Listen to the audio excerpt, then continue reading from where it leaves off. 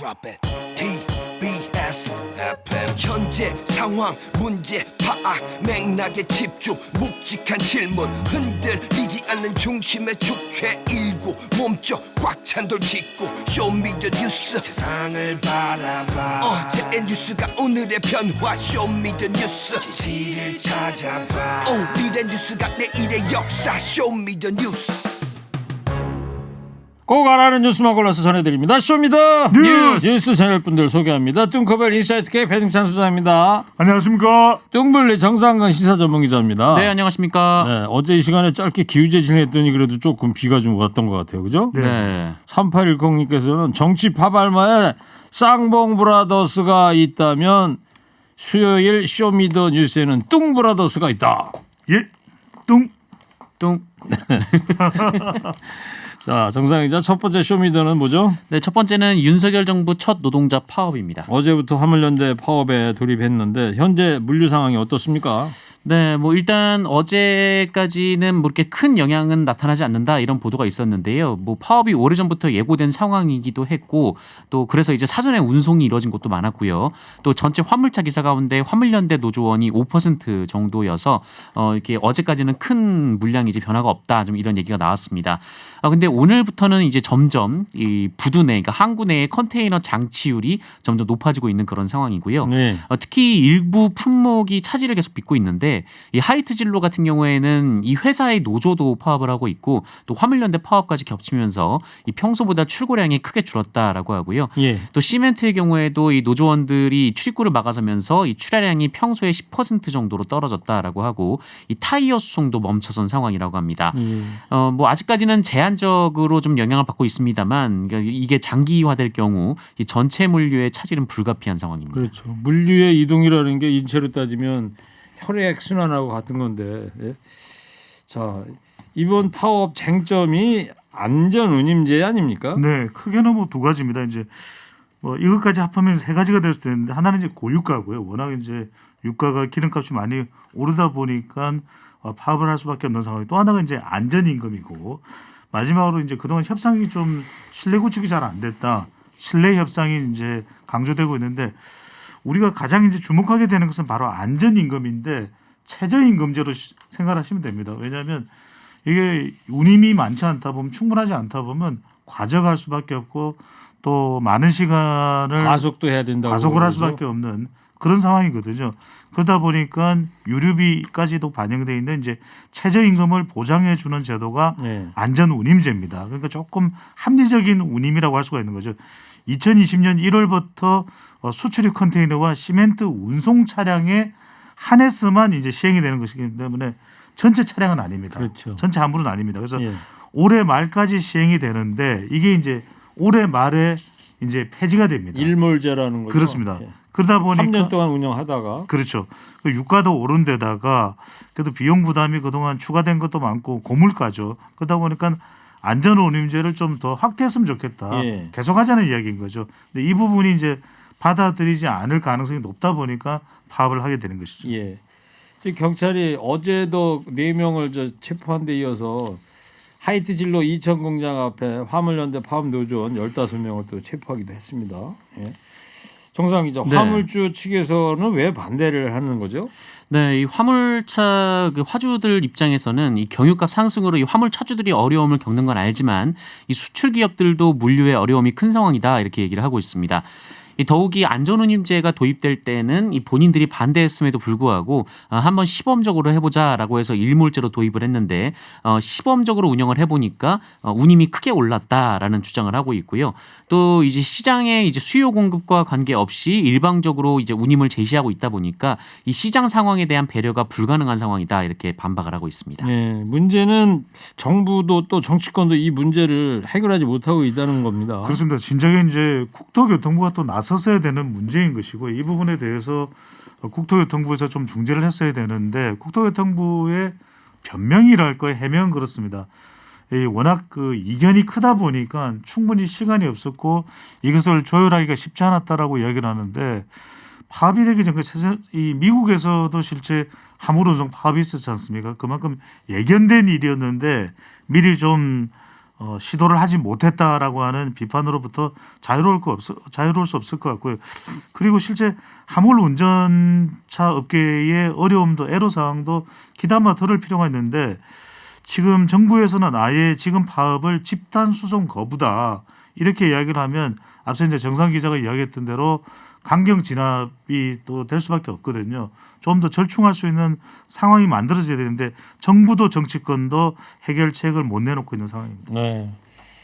관련해서 뭐 국토교통부의 엄용서 2차관은 이런 얘기를 했습니다. 이해관계가 다른 사안에 대해 화물연대와 화주 단체가 참여하는 안전운임 TF에서 충분히 논의는 하되 궁극적으로는 국회에서 결정될 필요가 있다 이런 말을 했는데 국회에 이제 공을 넘기는 모양새입니다. 예.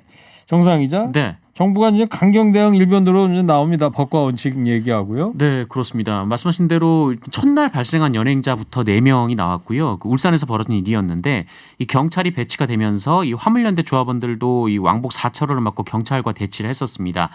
그리고 이 과정에서 경찰관 4명이 밀쳐졌다라면서 이 즉각 경찰이 공무집행방해로 연행을 했고요. 오늘도 이 전국 곳곳이 뭐 전쟁터로 방불케 하는 상황이 있었는데 오늘 오전 8시 30분쯤 이 하이트진로 이천 공장 앞에서 이 공장으로 드나드는 화물 차량을 막아선 혐의로 이 화물연대 조합원 15명이 무더기 체포됐고요. 이 비슷한 시각에 이 부산항에서도 이 조합원 2명이 이 트레일러 2대의 진행을 막아서면서 이 물병과 계란을 던진 혐의로 경찰에 붙잡혔습니다. 네. 또 광주에서도 이 조합원과 경찰 간의 산발적인 승강이가 이어지다가 한 명이 업무방해 혐의로 현행범으로 체포가 됐습니다. 자, 배 수장님, 정부가 이 문제를 잘 풀어낼 수 있을까요? 결국 핵심이 뭔지를 짚어내는 것이 중요할 것 같은데 우리가 택배도 상당히 논란도 많았고 문제도 많았고 과로사도 다수 발생하지 않았습니까? 근데 문제를 해결하는 데 핵심을 짚어냈거든요. 그래, 좀 비용을 올릴 수밖에 없겠구나. 그래야 분류라든지 배송에 대한 과로사 문제를 해결할 수 있겠다. 그래서 택배는 좀 해결돼 가지 않습니까? 그 내용을 보면 가격을 조금 올리되 그것을 분담하는 방법, 고통 분담의 방법이 있었거든요. 그 여기에는 이제 이 제도를 좀 지속해야 된다라는 것. 그러니까 지금 안전 운임을 조금 더 지속할 수 있는 방법이 뭔가? 그렇다면 비용이 오른다면 이것을 분담할 수 있는 방법은 뭔가? 그리고 이 과정에서 어떻게 대화를 해야 될지 이 부분이 논의해야 되는데 이러한 과정이 순조롭지 않은 것이죠. 네, 알겠습니다. 예.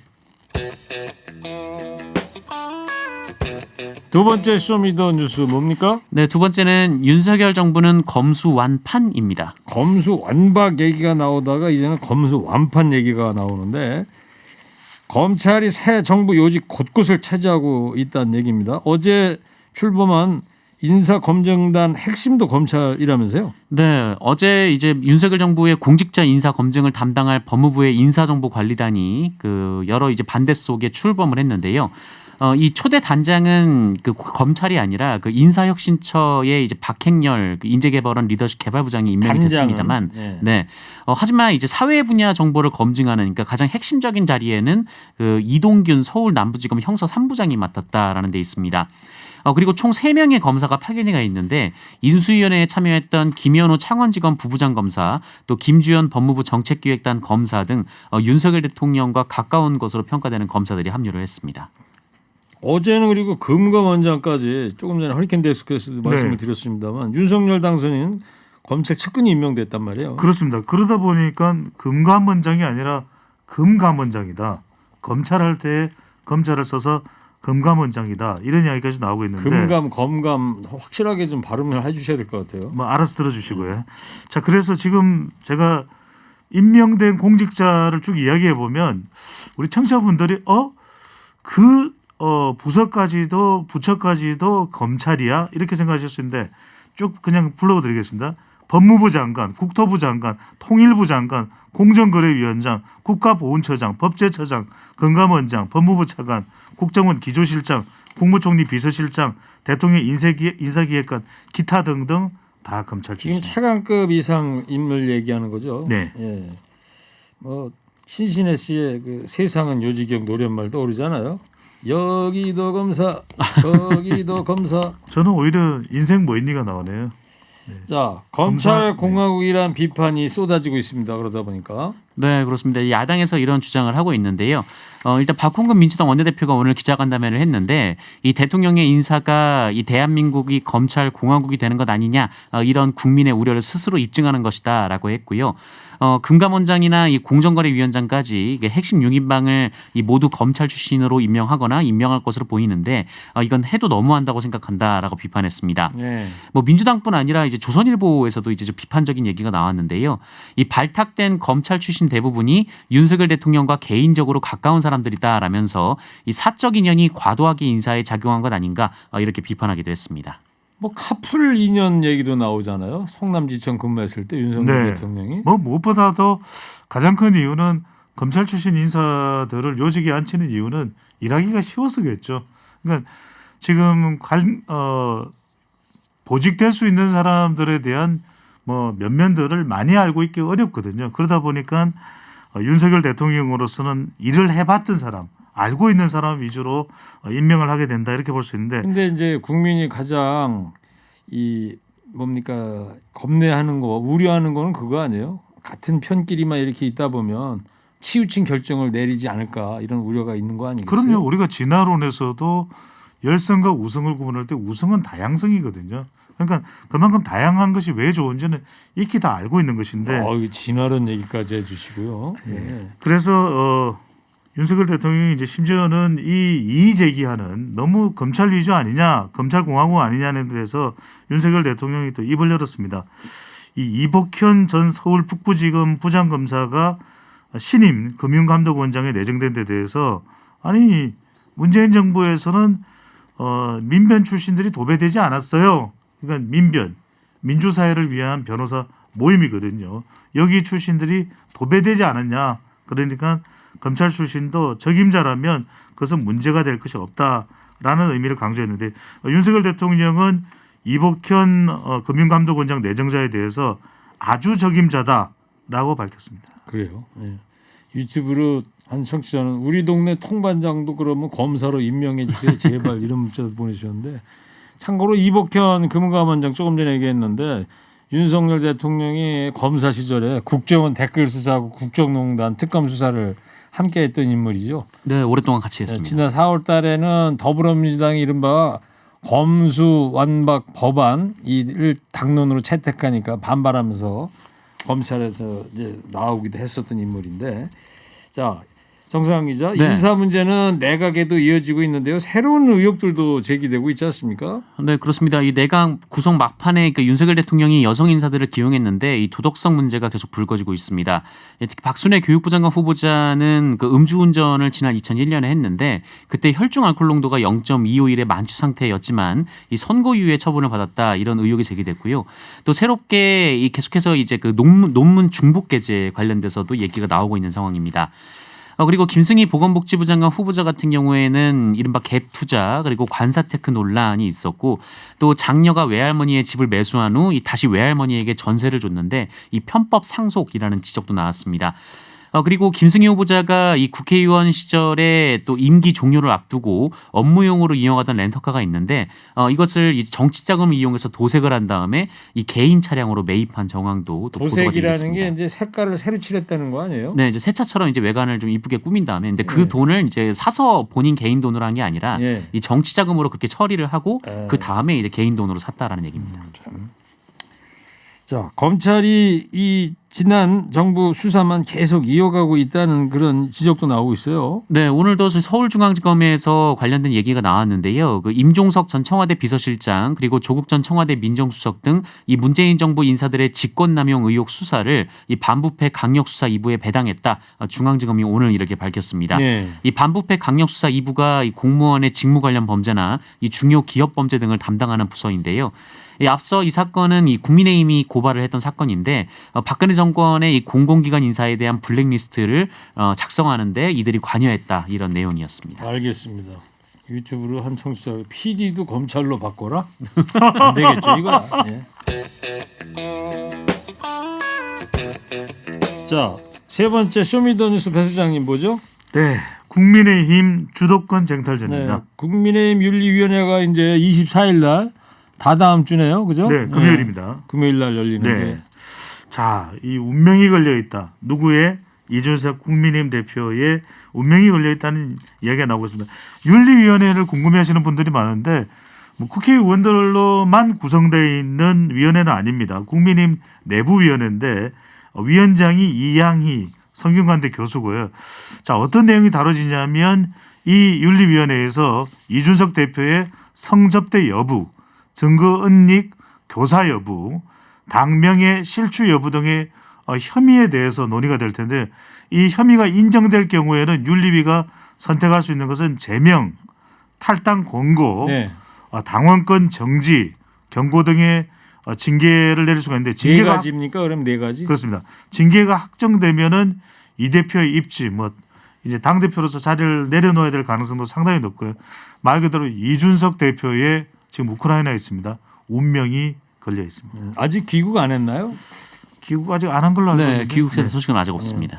이준석 대표 둘러싼 쟁점은 어떤 것들이 있는 거예요? 정리를 해보면. 네, 말씀하신 대로 뭐 성접대 여부나 뭐 증거은닉 교사 여부 그리고 당 명예 실추 이렇게 핵심이 세 가지인데요. 이 첫 번째 쟁점 같은 경우에는 그 이준석 대표가 이 새누리당 비상대책위원을 지낸 뒤 그 2013년 이 모 벤처기업의 대표로부터 성상납을 받았다 이런 주장이었습니다. 하지만 이 성접대가 이 실제 사실관계를 좀 밝히기 어렵다 뭐 이런 분석이 또 나오고 있고요. 다만 이 두 번째 쟁점이 보다 논쟁적인데 예. 가로세로연구소 측에서 지난 4월에 그 이준석 대표와 이준석 대표 측에 이 김철근 대표 정무실장이 어떤 이제 성접대에 관여했다고 주장하는 A 씨와 통화한 녹취록 내용을 공개를 했었는데요. 공개했었죠 그때. 네, 이 가세현 측은 이 김철근 실장이 이 A 씨에게 이 7억 원의 투자각서를 써주고 이준석 대표가 성상납을 받지 않았다는 가짜 사실 확인서를 받았다 이런 의혹을 제기를 했습니다. 이거는 이 공소시효가 지난 성접대 의혹과는 달리 경찰이 수사 중에 있는데요. 만약에 사실로 밝혀질 경우 이거는 뭐 단순히 당 징계 문제를 넘어설 그럴 가능성도 있습니다. 네. 이준석 대표는 24일 날 윤리위 회의를 아예 공개로 하자 이런 입장인데요. 그렇습니다. 강용석 변호사 이야기도 했습니다. 이준석 대표는 떳떳하지 않은 부분이 있었으면 강용석 변호사 복당을 받아주는 것이 제일 편한 방법 아니었겠나라면서 윤리위원회에 대해서도 자신감을 드러내고 있습니다. 네. 이 대표는 윤리위 회의 역시 공개로 하자 이렇게 입장을 밝혔습니다. 네.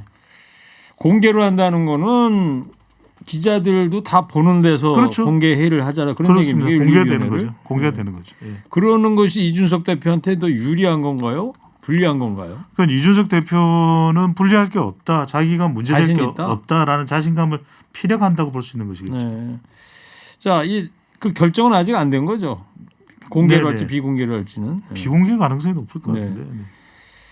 자, 당내 주도권 싸움도 이어지고 있는데 이번에 이준석 대표가 출범시키고 우크라이나 갔던 그 혁신위원회 이걸 두고도 당내 반발도 거셉니다. 네, 정진석 의원이 먼저 비판을 했고요. 그다음에 권성동 국민의힘 원내대표도 좀 많은 준비를 한 다음에 발족하는 게 어떻겠느냐 이렇게 좀 비판적인 입장을 냈습니다. 그리고 안철수 국민의힘 의원도 관련돼서 입장을 밝혔는데요. 혁신은 필요하지만 혁신이 선거제도나 공천에만 있는 게 아니다. 그 부분을 다 포괄하는 노력을 해야 한다 이렇게 얘기를 했습니다. 네.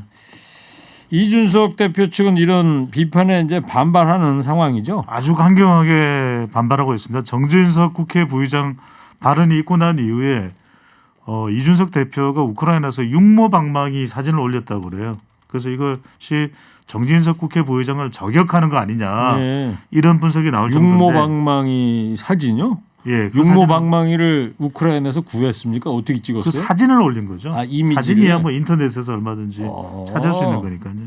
그래서 두 가지인데 혁신위가 무슨 정치적인 의미를 담고서 의도를 가지고 했겠냐? 그게 아니다. 당을 위한 길이다라고 이야기를 하고 있고 우크라이나 방문한 것에 대해서도 비판한 것 있는 것에 대해서 이준석 대표는 우크라이나에 와 있는 동안 한국에 계신 분들이 이 러시아에 역성드는 발언을 많이 하고 있어서 우크라이나 정치인들이 붕괴하고 있다.